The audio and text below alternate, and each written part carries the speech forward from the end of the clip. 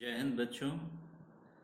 आज हम दो नए मेथड्स सीखने वाले हैं इन्वर्स निकालने के, मैट्रिक्स का इन्वर्स निकालने के।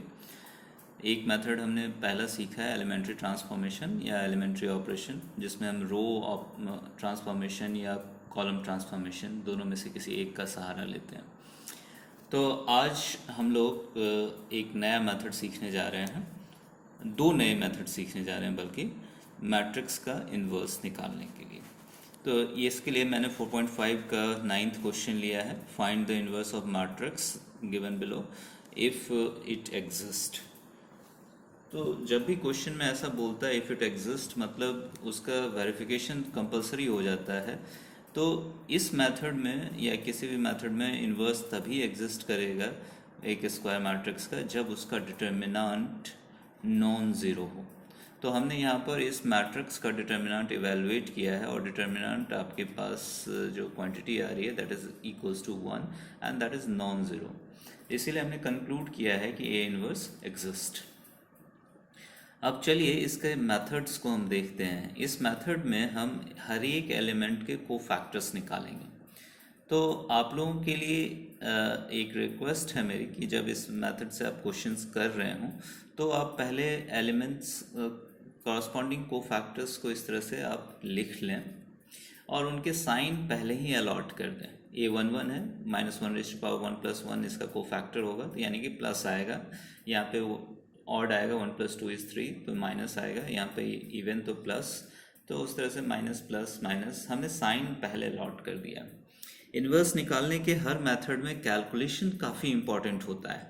तो कैलकुलेशन को कम करने के लिए या कैलकुलेशन में गलती के चांसेस को कम करने के लिए हमने यहाँ पर साइन पहले अलॉट कर दिया। अब A11 means first row first column का हमें कोफैक्टर चाहिए, तो हमने फर्स्ट रो और फर्स्ट कॉलम कवर किया। अब हमें साइन अलॉट करने के बाद हमें सिर्फ इस ब्रैकेट में वैल्यूज़ लिखनी है, यानी कि 1 - 0। तो हम यहाँ पे वैल्यू अलॉट करेंगे 1 - 0। अब नेक्स्ट हमने यहाँ पर एक और काम किया है कि फर्स्ट रो के कोफैक्टर्स को हमने वर्टिकली लिखा है, सेकेंड रो के कोफैक्टर्स को भी वर्टिकली एंड थर्ड रो के कोफैक्टर्स को भी हमने वर्टिकली लिखा है। कारण इसका यही है कि आपको जो ट्रांसपोज करना होता है एडजॉइंट निकालने के लिए, कोफैक्टर्स के मैट्रिसेस का ट्रांसपोज करना होता है। तो ट्रांसपोज करने में आप फर्स्ट रो को फर्स्ट कॉलम बना देते हैं, तो उस हिसाब से ये लिखा गया है।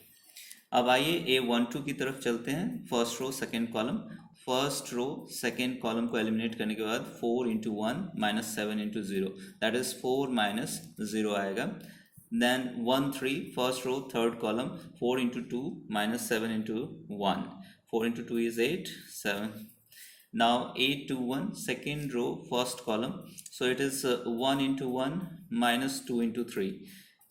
1 × 1 is 1, -2 × 3 is 6, -6.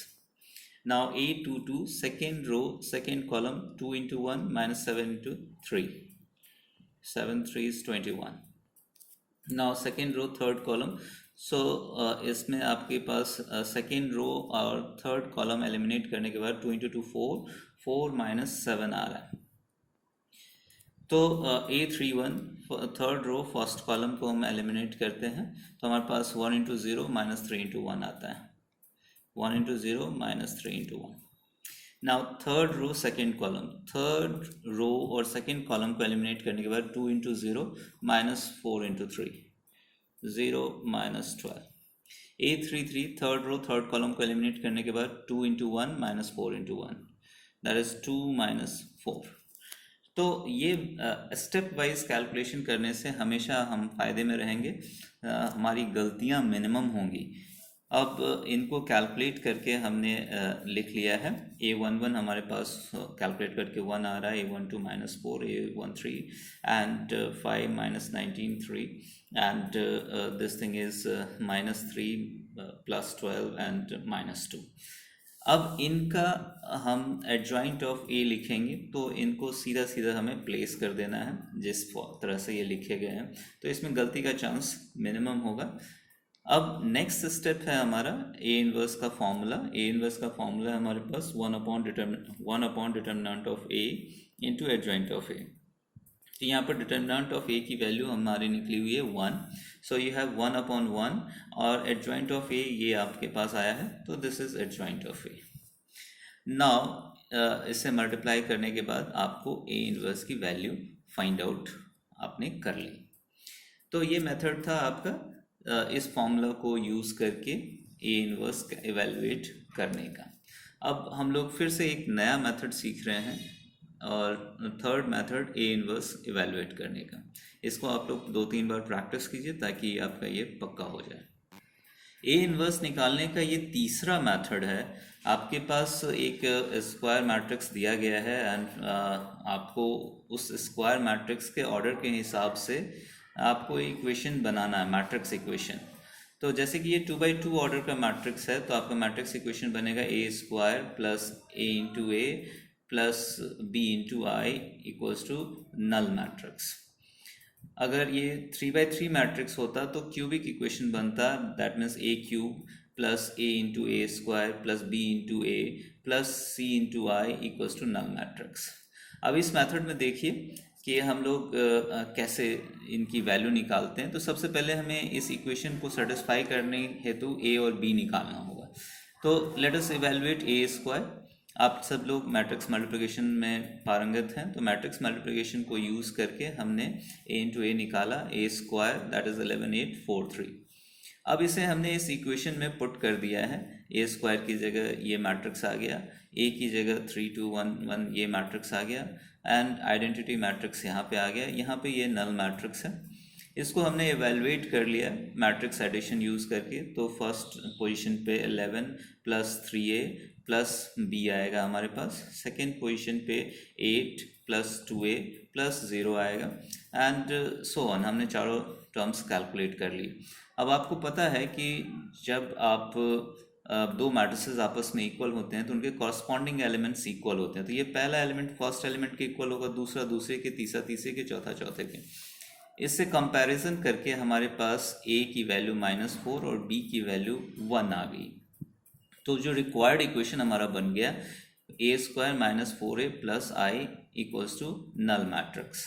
अब ए इनवर्स फाइंड आउट करने के लिए हम ए इनवर्स से post multiply LHS and RHS में करेंगे।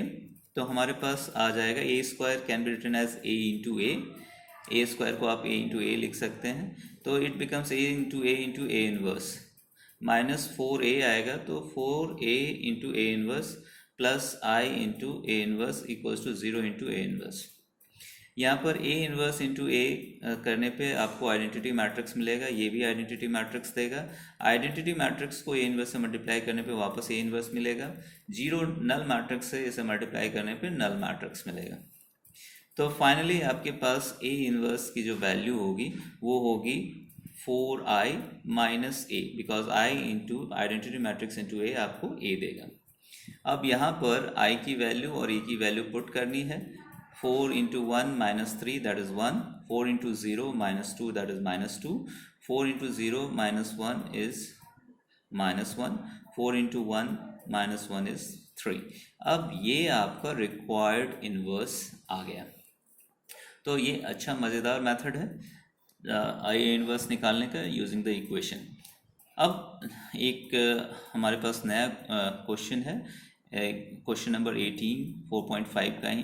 इसमें कह रहा है कि if A is an invertible matrix of order 2 then determinant of A inverse is equal to what. तो चलो हम इनके ऊपर थोड़ा वर्कआउट करते हैं। ए इनवर्स का हमारे पास फॉर्मूला है adjoint of A upon determinant of A and that will be equal. अगर हमने दोनों तरफ डिटर्मिनेंट लिया तो LHS RHS में दोनों तरफ हमें डिटर्मिनेंट लेना होगा। तो यहाँ पर 1 बाई डिटर्मिनेंट ऑफ ए एक कांस्टेंट की तरह है। हमारे पास एक फॉर्मूला है k इंटू ए का डिटर्मिनेंट जो होता है that is k raise to power n into determinant of A होता है, where n is the order of the determinant. तो यहाँ पर 1 अपॉन डिटर्मिनेंट ऑफ ए जो है ये एक कांस्टेंट है। तो ये कांस्टेंट का पावर हमारे पास 2 हो जाएगा because order of determinant is 2 into adjoint of A का डिटर्मिनेंट। फिर हम लोग नेक्स्ट फॉर्मूला यहाँ पे यूज़ करते हैं। एडजॉइंट ऑफ ए का डिटर्मिनेंट होता है determinant of A raise to power n minus 1। इसे यूज़ करते हुए where n is the order of the matrix, तो हमारे पास आएगा determinant of A raise to power 2 minus 1 and divided by determinant of A whole square. तो इससे आपके पास यहाँ पे determinant of A upon determinant of A का स्क्वायर आएगा, that will give you 1 upon determinant of A. That means 18th question का B option आपका करेक्ट ऑप्शन होगा। तो उम्मीद है कि आप लोगों को ये अच्छे से समझ में आया होगा। आज हमने दो मैट्रिक्स निकालने इन मैट्रिक्स का इन्वर्स निकालने का दो तरीका डिस्कस किया, और साथ में एक अच्छा क्वेश्चन हमने 18th क्वेश्चन डिस्कस किया 4.5 का। थैंक यू सो मच बच्चों for watching the video, and दोबारा हम मिलेंगे। आप कमेंट्स कर सकते हैं, कमेंट सेक्शन में जा कर के अपने डाउट्स पूछ सकते हैं।